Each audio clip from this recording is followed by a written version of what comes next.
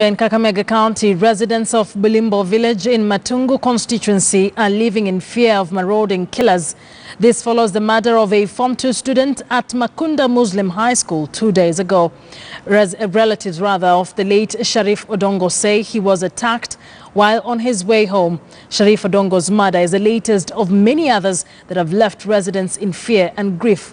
Just last week, 3 people were killed at Lunganyiro and Matungu Campside markets, while the body of a student of St. Theresa's Itete was found dumped in a ditch with stab wounds.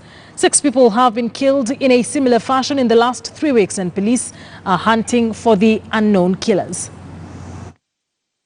Vile niliondoka kwa nyumba, nilitembea kufika hapa kwa hii fence ya kwanza hii, kupika macho yangu huko, nikaona mtoto amelala. Na nilisituka, nikafika karibu, nikapata mtoto amekufa.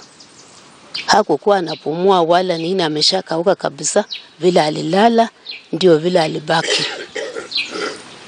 Sasa ndio vile niliona, na sijui ile kitu ilimnyonga ama watu wenye walimkata. Sikuona mtu, nilimpata akiwa peke yake na amekufa. Tumempoteza mwanafunzi tegemeo, kwa sababu wakati shule inafanya vizuri sisi tunajivunia sana, na walimu walikuwa wametuhakikishia kwamba huyu angekuwa mmoja wa wale